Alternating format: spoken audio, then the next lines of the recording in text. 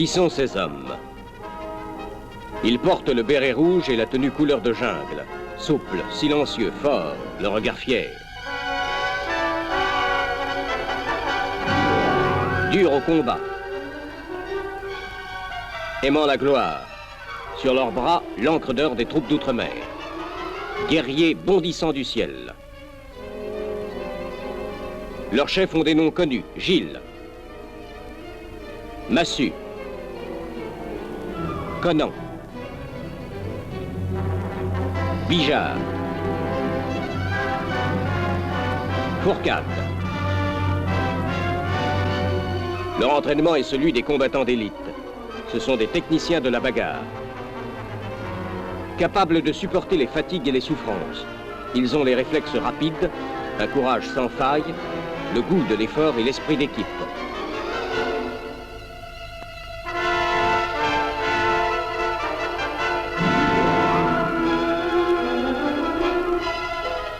Leur volonté est calme et réfléchie devant la porte grande ouverte de l'avion à l'instant du saut.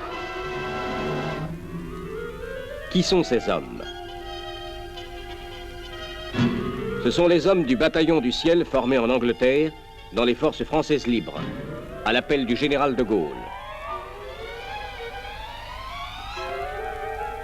Le général a déclaré: pour les parachutistes, la guerre ce fut le danger, l'audace, l'isolement. Coup de main en Crète, en Libye, en France occupée. Combat de la libération en Bretagne, dans le centre, dans l'Ardenne. Avant-garde jetée du haut des airs, dans la grande bataille du Rhin, voilà ce qu'ils ont fait. En Indochine, ils sont les glorieux combattants des bataillons de parachutistes coloniaux. L'espoir renaît lorsque les avions de transport égrènent leur corolle de soie. Ils affrontent les rigueurs d'une guerre difficile. Dans la boue des rizières, la jungle traîtresse, les fièvres d'un climat débilitant. Ils ont la confiance entière du maréchal de Lattre. Des noms connus évoquent leurs exploits. Oabine.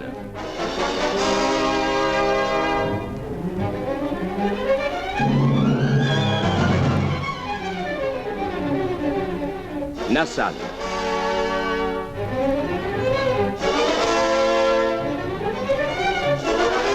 Dien Bien Phu, où les bataillons de parachutistes coloniaux accomplissent leur suprême sacrifice. Qui sont ces hommes? Année 1956. Les communications dans le canal de Suez menacent d'être coupées. Nos ressortissants sont en danger. Une force d'intervention se rassemble à Chypre, des plans sont dressés, les unités mises en condition et préparées dans les moindres détails.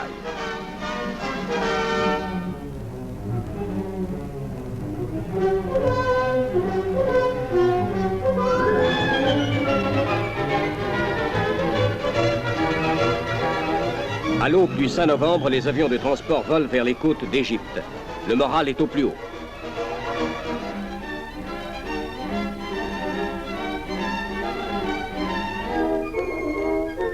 À 7h30, le premier détachement du 2e régiment de parachutistes coloniaux saute sur Port Saïd et coiffe ses objectifs. Le soir, un 2e détachement du même régiment s'empare de Port Fouad.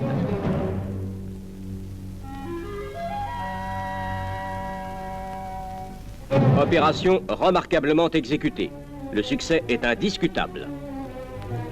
En Algérie, ces hommes font partie des meilleures unités de pacification et d'intervention. Ils protègent les populations contre les représailles des rebelles.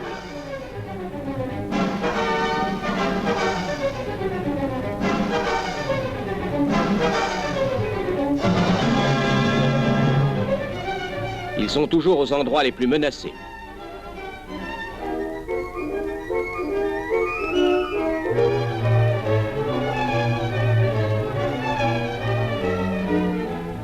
Ils luttent pour mater le terrorisme aveugle et cruel dans les montagnes les plus reculées où se cachent les bandes.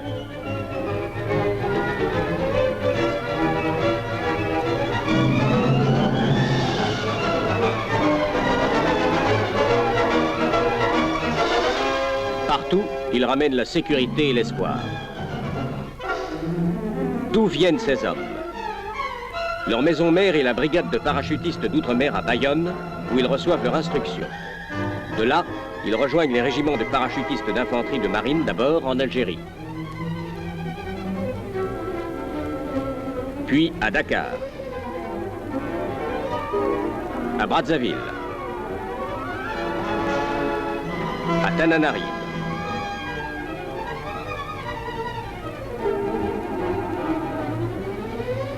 outre-mer, ils se familiarisent avec le désert, la brousse, la forêt.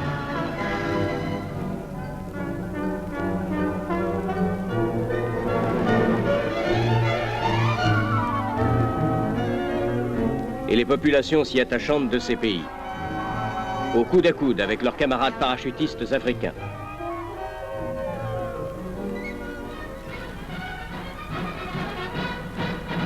Il a choisi d'être l'un parmi ces hommes. Il n'a pas encore 20 ans. Mais comme ces grands anciens, fidèle à un passé lourd de gloire, le jeune parachutiste au béret rouge renouvellera l'offrande de sa vie en franchissant la porte de l'avion. Et quand, porté par la coupole de soie, il rejoindra la terre dans la pureté charnelle des matins d'assaut, il saura lui aussi oser pour vaincre.